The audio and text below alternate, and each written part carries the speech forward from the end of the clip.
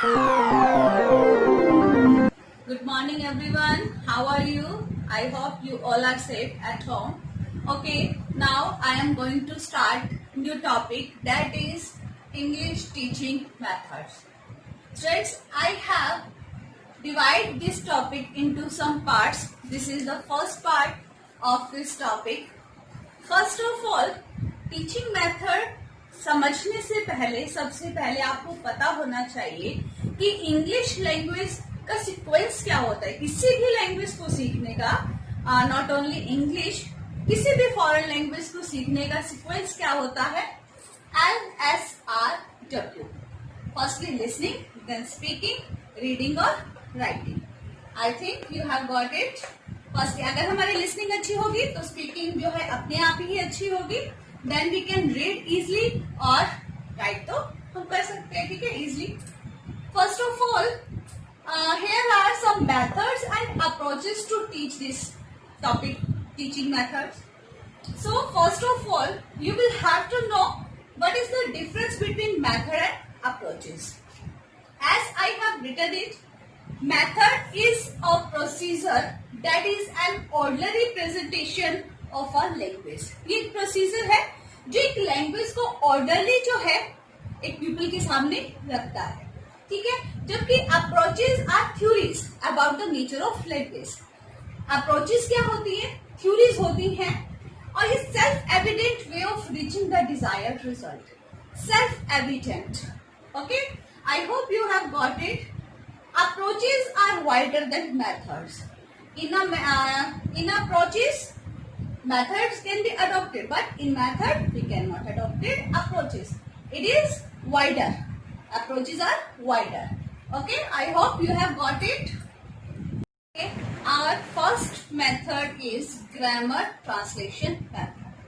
As the name is this, grammar translation. तो ये method grammar के rules पर based है और ट्रांसलेशन पर बेस्ड है, ठीक है। वी कॉल इट ट्रेडिशनल और क्लासिकल मेथड ऑल्सो, क्योंकि ये सबसे पुराना जो है मेथड है, इसलिए हम इसको ट्रेडिशनल और क्लासिकल मेथड भी बोलते हैं। It is the oldest method. इसके स्पॉटर कौन थे? Johann Seiden, Karl Lords, Johann Meidinger. They were the spotter of this method. Okay. Now, as the name, grammar translation method, principle इसके दो हुए, ग्रामर और ट्रांसलेशन। ग्रामर जो है जिसको सॉल की लैंग्वेज माना जाता है, फर्स्ट प्रिंसिपल जिसमें ये है इसका ग्रामर ट्रांसलेशन मेथड का। Soul of language that means कि ये माना जाता है कि अगर आप कोई फॉरेन लैंग्वेज सीख रहे हो, अगर आपको उसके ग्रामर रूल कवर हो जाते हैं, you learn the grammar rules, तो आप इजिली जो है उस लैंग्वेज को अडॉप्ट कर सकते हो। अगर आपके पास ग्रामर रूल्स सब क्लियर हैं, तो you can make translation easily. Translation is the key to understand the language. Translation जो है वर्ड बाय वर्ड जो है इसमें की जाती है, इस मेथड में, ग्रामर ट्रांसलेशन मेथड में। सो ट्रांसलेशन जो है वो इसकी की हुई, क्योंकि वर्ड बाय वर्ड हम ट्रांसलेशन कर रहे हैं। और ट्रांसलेशन जो है हमें कब आएगी, जब हमारे ग्रामर के रूल्स हमें कवर होंगे। ऐसे जैसे कि हम अब कर भी रहे हैं इंडिया में मोस्टली, ये जो मेथड है ये बहुत जो है वाइडली यूज किया जाता है ये मेथड, और इंडिया में अभी भी किया जाता है ये मेथड। हम बाय ट्रांसलेशन जो स्टूडेंट्स को फॉरेन लैंग्वेज सिखाते हैं, ठीक है। Yes students, these are the characteristics of this method. जैसे कि आपको मैंने बोला कि फर्स्टली जो है ग्रामर के रूल्स हमें आने चाहिए, तब हम उसको ट्रांसलेट कर सकते हैं और तब जो है हम एक लैंग्वेज सीख सकते हैं। तो उस पर ही इसके कैरेक्टरिस्टिक्स बेस हैं। अभी मैंने आपको बोला कि ट्रांसलेशन हम वर्ड बाय वर्ड करते हैं, तो unit of teaching in this method is word. पहले हम शब्द को सीखते हैं, ठीक है, very little unit. Then translation we do word to word, फिर हम वर्ड जोड़कर जो है उसकी ट्रांसलेशन सीखते हैं। These are the characteristics.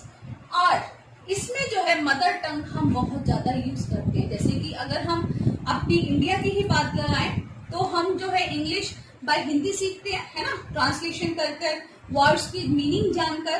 तो इस तरीके से ही जो है ये इसमें ग्रामर ट्रांसलेशन मेथड में दिया हुआ है, ठीक है।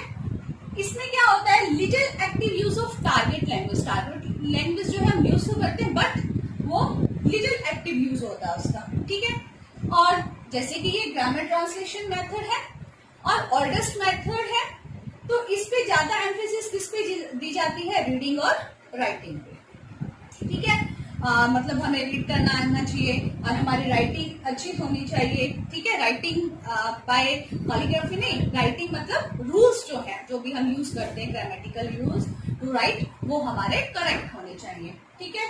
फिर क्या है, जो ग्रामर है इसमें डिडक्टिवली जो है टीच की जाती है। डिडक्टिवली मतलब पहले हमें रूल्स सिखाए जाते हैं, फिर हम इसके एग्जाम्पल देते हैं, ठीक है। और जब हम रूल्स जो एग्जाम्पल दे रहे हैं, तो उसके लिए क्या इंपॉर्टेंट है, टेक्स्ट बुक।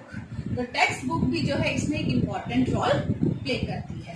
आई होप ये कैरेक्टरिस्टिक्स जो है आपको समझ में आ गए होंगे। अब हम बात करते हैं इस मेथड की एडवांटेजेस की, ठीक है। जैसे कि हमने इसकी कैरेक्टरिस्टिक की, क्योंकि रीडिंग और राइटिंग पर जो है ये एम्फेसिस देता है, तो क्या करता है ये, पहले तो प्यूपिल की जो है एक्यूरेसी इन राइटिंग डेवलप करता है, ठीक है। क्योंकि इसमें हमें ग्रामर ट्रांसलेशन जो है, ग्रामर के रूल्स जो है हम इसमें सबसे पहले सीखते हैं, देन ट्रांसलेशन, तो राइटिंग में हमारी जो है ऑब्वियसली एक्यूरेसी आएगी, ठीक है। सेकेंड क्या है, हमारी आर्ट ऑफ ट्रांसलेशन भी डेवलप करता है ये, ठीक है।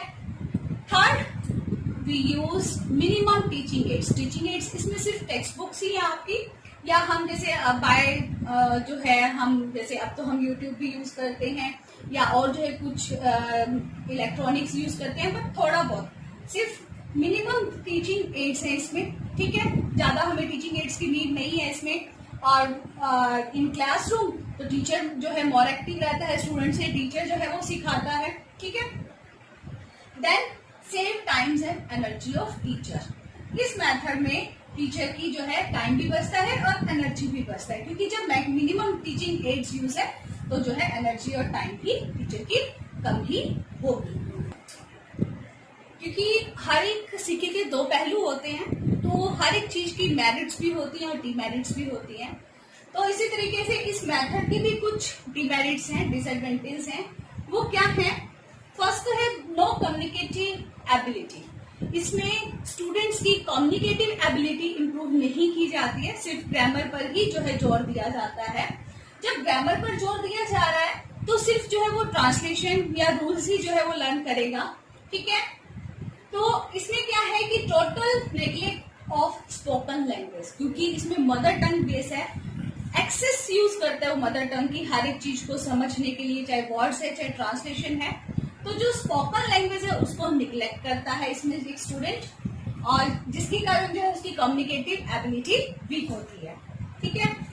Only emphasis on grammar rules, और किसी भी चीज पर स्पोकन पर इस पर जोर नहीं दिया जाता था, ठीक है। मेनली क्या है, against pedagogical views of language teaching. Pedagogy views के अगेंस्ट क्यों है, पेडागोजी व्यूज क्या होते हैं, एक सिस्टमेटिकली हर एक चीज को लेकर चलना, जो कि इसके अगेंस्ट है। मैंने आपको पहले भी बताया था कि सबसे पहले जो है टीचिंग लैंग्वेज को लर्न करने के लिए हमें सबसे पहले लिसनिंग आनी चाहिए, है ना। वो मैंने आपको सीक्वेंस बताया था, ठीक है। तो वो इस चीज को निग्लेक्ट करता है, ठीक है। सेकंड क्या है, मोनोटोनियस प्रोसेस है ये, क्योंकि क्लास जो है वो टीचर सेंटर्ड क्लास होगी इसमें, और टीचर जो है वो डोमिनेटिंग होता है, तो जिससे स्टूडेंट्स जो है वो जो है नीरस फील करते हैं। तो इस तरीके से ये जो है मोनोटोनियस प्रोसेस है आपकी। तो ग्रामर ट्रांसलेशन मेथड जो है यहाँ पर खत्म होता है। मैंने इसके बारे में आपको सब बता दिया कि क्या होता है, कौन इसके स्पॉटर थे, प्रिंसिपल्स, इसके एडवांटेज और डिसएडवांटेज। आई होप ये आपको समझ आ गया होगा। नेक्स्ट हमारा मेथड है the direct method. Okay, direct method actually एक रिएक्शन था अगेंस्ट ग्रामर ट्रांसलेशन मेथड, क्योंकि जो है मोस्टली एशियाई देशों में तब जो है ग्रामर ट्रांसलेशन मेथड के जरिए ही जो फॉरेन लैंग्वेज सीखी जाने लगी। तो एक रिएक्शन निकल कर आया जिसमें जो है ग्रामर ट्रांसलेशन मेथड को जो है एक साइड पर कर दिया, ठीक है। और इसके कुछ जो है व्यूज भी थे वो हम इसके एडवांटेज में करेंगे, ठीक है। तो अभी हम इसकी बात करते हैं कि it was originated in German and France probably in 1901, क्योंकि इसकी इस्टेब्लिशमेंट पर भी जो है थोड़ा सा डाउट है, तो हमने यहाँ प्रोबेबली ही लिया है 1901, कहीं पर 1900 ओनली दिया जाता है, ठीक है। तो इसका जो है इस्टेब्लिश जर्मनी और फ्रांस में हुई 1901 के नियर अबाउट। इसे हम दूसरे वर्ड्स में मदर मेथड, नेचुरल मेथड और ऑरल मेथड भी कहते हैं, ठीक है। और इसके स्पॉटर कौन है? Michael waste. नेम ही है डायरेक्ट मेथड। डायरेक्ट मेथड में एक फॉरेन लैंग्वेज जो है उसी लैंग्वेज में सिखाई जाती है। इसमें जो है मदर लैंग्वेज रिस्ट्रिक्टेड है, मदर लैंग्वेज को बिल्कुल भी यूज नहीं किया जाता है। और क्योंकि ग्रामर ट्रांसलेशन मेथड में रीडिंग और राइटिंग पर जो है बहुत जोर दिया गया और ये मेथड उसके अगेंस्ट था। इसमें जो है लिसनिंग और स्पीकिंग पर जो है एक पीपल के जोर दिया गया, ठीक है। तो डायरेक्ट मेथड जो कि एक फॉरेन लैंग्वेज को सिखाना जो है वो उसी लैंग्वेज में जो है उसको सिखाया गया। जैसे कि डायरेक्ट मेथड में अभी मैंने बताया आपको कि डायरेक्ट हम मदर टंग पर उसमें रिस्ट्रिक्टेड है, डायरेक्ट उसी लैंग्वेज में हम मान लीजिए अगर आप फॉरेन लैंग्वेज सीख रहे हैं तो फॉरेन लैंग्वेज में ही आपको उसको सीखना पड़ेगा, ठीक है। This method is not use only for the English, for any language. कोई भी आप लैंग्वेज सीख रहे हो, अगर आपको सीखना है बाय डायरेक्ट मेथड तो अगर आप उस लैंग्वेज को उसी की लैंग्वेज में सीख रहे हो तो उसको जो है हम डायरेक्ट मेथड कहते हैं। अभी हमने इसके अब हम इसके कैरेक्टर के बारे में बात करते हैं, इसके कैरेक्टरिस्टिक्स। क्योंकि एक रिएक्शन था अगेंस्ट ग्रामर ट्रांसलेशन मेथड, उसमें यूनिट थी वर्ड और इसमें यूनिट क्या है? Sentence. Second one GT method में जो है उसमें राइटिंग स्किल पर जो है बहुत जो है प्रेशराइज किया गया था। इसमें जो है इसमें किसमें एम्फेसिस है? आपकी ऑरल स्किल। एक प्यूपल की जो है ऑरल स्किल को जो है वो बेटर किया जाता है इसमें फर्स्टली।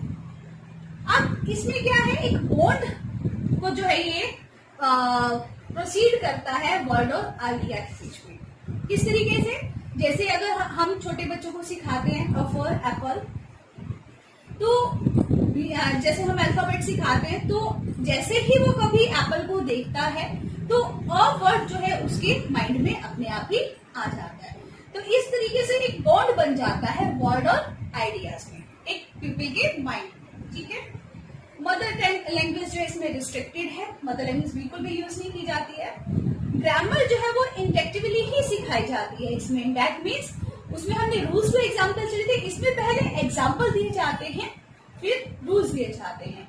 और इसकी जो टीचिंग फॉर्म है वो भी यही है, सिंपल टू कॉम्प्लेक्स जो है ये इसकी टीचिंग फॉर्म है। फिर क्या है? इसमें ट्रांसलेशन और फॉर्मल ग्रामर जो है बिल्कुल इग्नोर की जाती है। ग्रामर पे ज्यादा जो है प्रेशराइज नहीं किया जाता है बच्चे को। अब हम देखिए छोटे छोटे बच्चे को हम सिखाते हैं ना, go there, please bring a book. तो बाय हम उन्हें ये नहीं बता रहे कि ये आप हिंदी में इसको ऐसे बोलोगे, हम उनको इंग्लिश में ये वर्ड दे रहे हैं और उनसे जो है वो वर्क करवा रहे हैं। तो ये क्या होता है? वो बच्चा जो है ऑटोमेटिकली ही डायरेक्ट मेथड से सीख रहा है, डायरेक्ट लैंग्वेज में ही वो बात को सीख रहा है, बात को जान रहा है, ठीक है। तो डायरेक्ट मेथड की ये कैरेक्टरिस्टिक्स है जो आपने अभी की है। अब हम बात करते हैं डायरेक्ट मेथड के एडवांटेजेस की, क्योंकि जैसे कि मैंने अभी बताया कि डायरेक्ट मेथड जो है हम उसी लैंग्वेज को सीखते हैं। मदर लैंग्वेज जो है हम इसमें बिल्कुल इग्नोर करते हैं। तो एक नेचुरल मेथड है। फर्स्ट जो एडवांटेज इसका यही होगा कि it is a natural method. जैसे हम किसी बच्चे को मदर लैंग्वेज सिखाते हैं ऐसे ही हम इंग्लिश या फॉरेन लैंग्वेज सिखाते हैं। और सेकेंड वन जो मोस्ट इम्पोर्टेंट है कि ये एजुकेशनल और साइकोलॉजिकल प्रिंसिपल पर बेस्ड है। बिल्कुल एक सिस्टमेटिकली जो है ये एक पीपल को सिखाई जाती है, ठीक है, due to direct method. Okay, give fluency, क्योंकि मोर एम्फेसिस किसमें होता है? लिसनिंग और स्पीकिंग पे। तो फ्लुएंसी जो है अपने आप ही आती है। और फ्लुएंसी सेकेंड जो है आने का रीजन क्या है कि मदर लैंग्वेज हम इसमें यूज नहीं करते हैं, ठीक है। सेकेंड क्या है? ये जो है प्रॉपर सीक्वेंस फॉलो करता है लिसनिंग और स्पीकिंग पर जो है ये ज्यादा एम्फेसिस है, जबकि रीडिंग और राइटिंग पर ये कम प्रेशर देता है। ठीक है, जबकि फॉलो जो है ये पूरा करता है। पहले लिसनिंग जो है एक स्टूडेंट की अच्छी करते हैं, अगर लिसनिंग अच्छी है तो ऑब्वियसली स्पीकिंग जो है स्टूडेंट की अपने आप ही अच्छी होगी, और फिर जो है रीडिंग और देन राइटिंग पर जो है ये प्रेशराइज करता है। यस, अब हम बात करते हैं इसके डिसएडवांटेज की। ठीक है, अभी मैंने आपको बताया कि लिसनिंग और स्पीकिंग पर ज्यादा प्रेशराइज किया जाता है, रीडिंग और राइटिंग जो है इसमें इग्नोर की जाती है, उस पर ज्यादा प्रेशराइज नहीं किया जाता है प्यूपिल को। ठीक है, जो कि वो भी सही नहीं है, क्योंकि राइटिंग भी अच्छी होनी चाहिए और रीडिंग भी अच्छी होनी चाहिए। ठीक है, सेकेंड क्या है, ये एक्सपेंसिव मेथड है, क्योंकि डायरेक्ट मेथड सिखाने के लिए जो है ऑडियो विजुअल एड्स जो है हमें यूज करने पड़ते हैं। बड़ी बड़ी लैब्स में जो है हम इसको जो है जो एड्स है वो यूज करते हैं, और जिसके कारण ये बहुत एक्सपेंसिव मेथड पड़ता है। तो कुछ एरियाज जो है वो इसको जो है अफोर्ड नहीं कर सकते हैं। ठीक है, फिर क्या है कि ओवर क्राउडेड क्लासेस में, क्योंकि स्पीकिंग पर प्रेशराइज करता है, तो ओवर जो क्राउडेड क्लासेस होती है उसमें हर एक बच्चे की टर्न नहीं आ सकती है एक समय में, इसलिए जो है ये ओवर क्राउडेड क्लासेस में जो है यूजफुल नहीं है। ठीक है, टाइम कंज्यूमिंग है ये। ठीक है, टाइम भी इसमें ज्यादा लगता है।